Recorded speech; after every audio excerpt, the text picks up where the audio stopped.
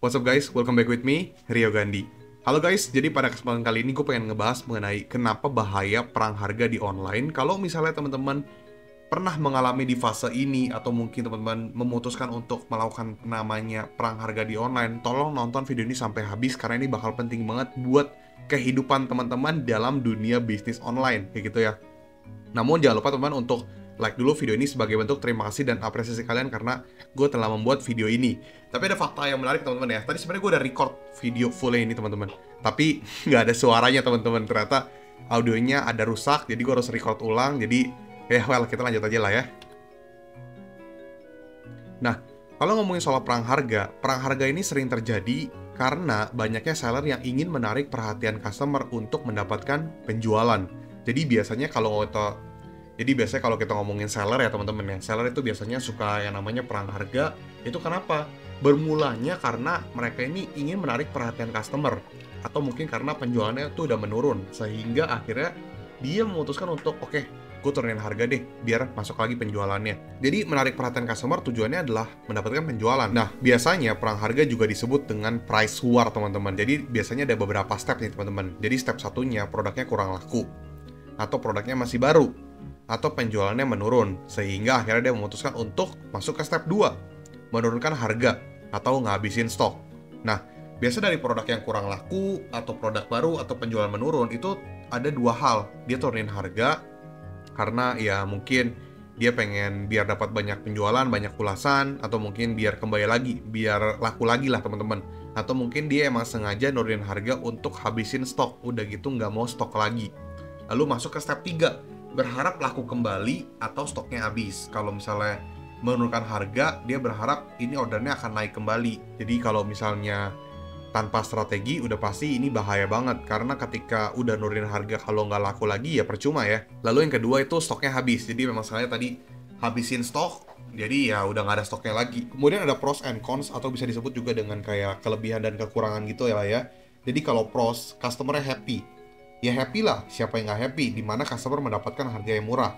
Customer kan gitu ya, kalau misalnya lihat-lihat barang, misalnya yang mana nih yang murah nih dibeli, itu customer yang tipikal biasanya tuh yang agak-agak rese tuh kayak gitu ya.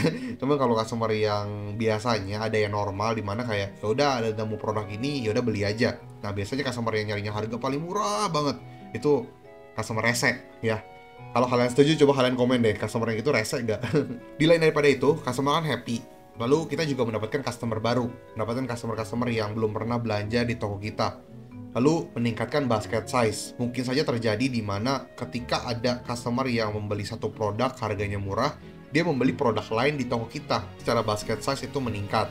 Lalu dicap juga sebagai toko yang murah. Kalau misalnya ada customer yang melihat, oh harganya murah nih, berarti tokonya jualnya murah-murah. Nah itu bisa dicap seperti itu. Namun ada cons juga teman-teman. Consnya apa? Kerugian atau marginnya tipis. Karena belum tentu kalau kita nurunin harga jual, itu kita masih untung. Terkadang ada seller tuh yang rugi. Banyak banget seller yang rugi karena nurunin harga. Ada juga yang karena marginnya masih tipis, masih masuk, masih ada margin lah. Walaupun cuman kayak 2%, 5%, setidaknya masih ada margin tipis. Tapi banyak juga yang mengalami kerugian. Lalu, belum tentu naik. Kan tadi gue jelasin ya, biasanya seller itu ketika nurunin harga berharap itu naik penjualannya. Jadi ketika udah mulai naik lagi, dia mulai naikin harga. Tapi belum tentu juga itu bisa naik kembali. Bisa aja ya nggak naik lagi. Mau naik kalau turunin lagi harganya. Lalu paket banyak, profitnya rendah. Kalau kita ngomongin soal paket banyak kan ini berpengaruh juga ya terhadap apa? Kalian paketnya banyak, packing capek-capek, ngurusin yang namanya kardus, karyawan, bubble wrap, dan sebagainya. Tapi profitnya rendah. Jadi capek-capekin doang, tapi profitnya nggak ada. Cuma 2% atau mungkin 1%. Atau mungkin nggak ada profit, malah rugi. Kemudian ini ada seller nih ngomong, duh galau, turunin harga dah, gitu ya. Jadi ini sebenarnya bisa bumerang juga teman-teman. Bumerangnya gimana? Perang harga dapat membuat harga pasaran tuh rusak. Semua seller menurunkan harga, lalu siapa yang profit? Kan kayak gitu. Ingat teman-teman, yang punya pikiran mau turunin harga, itu nggak cuma lu doang. Banyak seller yang merasa harus nurunin harga atau ikut perang-perangan harga dengan tujuan supaya dapat penjualan. Namun, siapa yang profit? Kayak gitu ya teman-teman ya. Nah, biasanya yang profit udah pasti yang kekurangan modal. Kekurangan modal akhirnya dia adalah let it flow aja. Kalau misalnya ada orderan ya udah, kalau nggak ada ya udah. Nah, itu masih profit.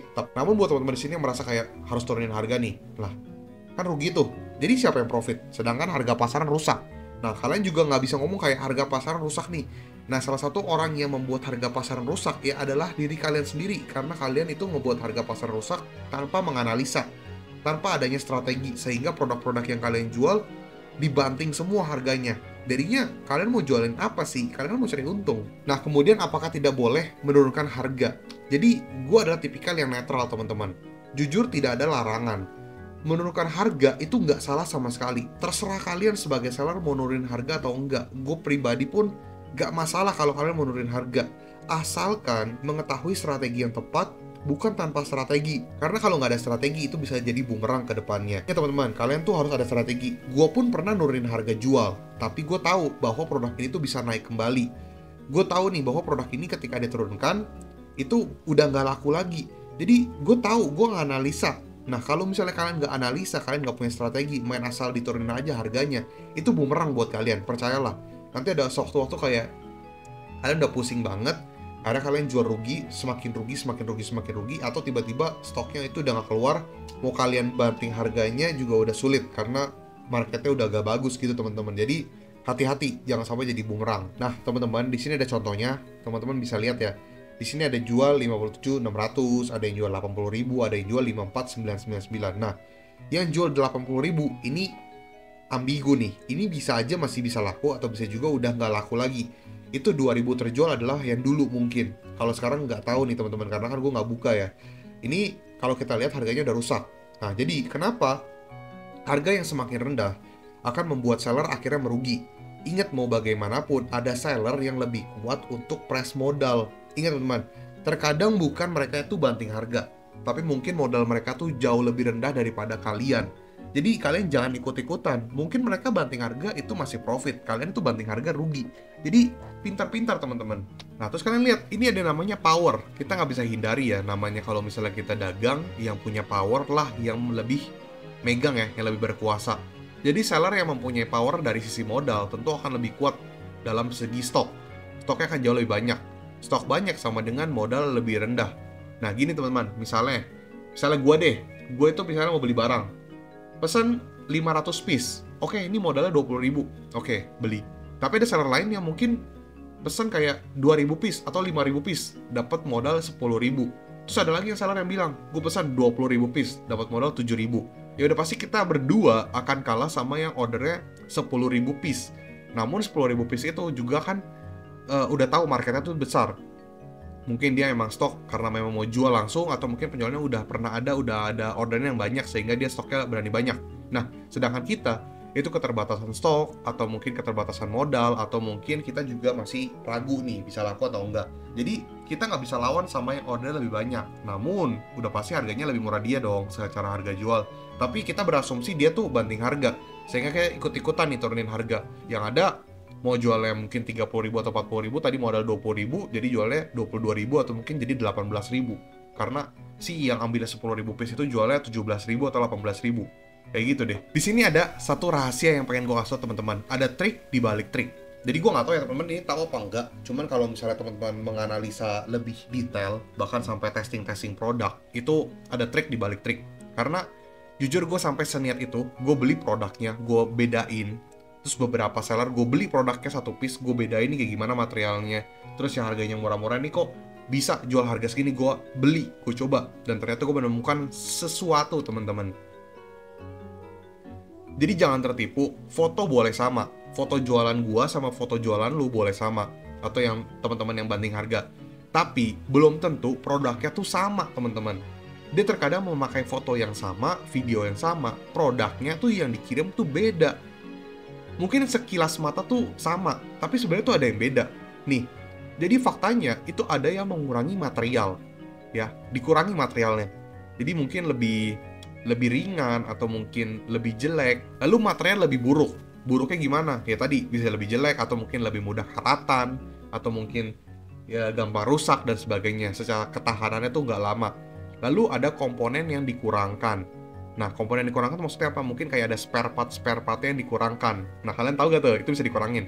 Lalu foto atau video itu sama, ya gitu ya. Jadi teman-teman harus mengetahui bahwa nggak semua produk yang dijual itu walaupun fotonya sama, barangnya sama. Nah, ini ada aluminium sama besi. Tentu saja material besi dan aluminium berbeda, tapi apakah harganya sama? Sama nggak teman-teman? Coba teman-teman tulis di kolom komentar, menurut teman-teman aluminium sama besi bahannya sama nggak? Dan lebih berat mana, lebih mahal mana? Coba kalian komen. Kemudian ada komponen. Komponen dikurangkan agar modal yang didapatkan lebih rendah. Namun, apakah customer melihat hal tersebut? Terkadang customer tidak melirik, tidak membaca deskripsi, dia hanya melihat dari foto kemudian beli. Padahal sebenarnya komponennya ada yang dikurangkan. Mungkin misalnya gue jual set ada isi 5, tapi ada seller yang menjual dengan harga lebih murah, tapi jualnya 4. Jadi gue jual 5, dia jual 4, tapi satu set. Nah, customer nggak baca, padahal fotonya sama. Sehingga si customer belinya ke dia. Akhirnya penjualannya naik, penjualan gue turun. Karena fotonya sama, padahal dia jualnya 4, gue jualnya 5. Atau mungkin ada komponen dikurangkan kayak misalnya, contoh doang ya ini ya, misalnya jual piring, terus ada sendok, ada garpu, tapi piringnya kualitasnya yang jelek, atau mungkin piringnya kualitasnya buruk, gampang pecah, terus sendoknya juga kualitasnya jelek. Nah, itu kan ada komponen dikurangkan, komponen dari material, gitu teman-teman. Nah, ini adalah mindset.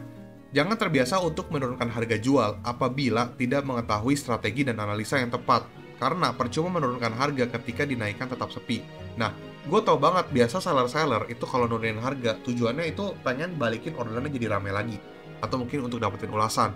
Namun, teman-teman harus tahu, kalau kalian banting harga, bener gak bakal rame lagi? Bener gak penjualannya bakal naik lagi? Jangan sampai kalian udah banting harga, udah rugi nih ya, terus kalian naikin harganya, malah jong, nggak ada penjualan lagi, turun penjualannya. Nah, jangan sampai seperti itu. Jadi, pintar-pintarlah dalam menganalisa dan memberikan strategi ya. Nah guys, that's it, segitu aja. Thank you udah nonton video ini sampai detik ini. Jangan lupa like, komen, dan subscribe. Jangan lupa untuk subscribe sih teman-teman ya, karena bakal banyak video-video baru yang menarik. Lalu mungkin besok akan ada video baru lagi. Jadi silahkan di subscribe, nyalakan notifikasi biar kalian nggak ketinggalan. Silahkan pelajari video-video gua karena itu gratis. Belajar soal tips and trik soal jualan online atau mendapatkan cuan di era digital. Semoga membantu, dan ini record gue yang kedua. Padahal yang tadi gue udah record video ini, cuma nggak ada suaranya, jadi mau ngomong gue record ulang. Ya, gue lelah. Oke teman-teman ya. Jadi, ganti, peace out.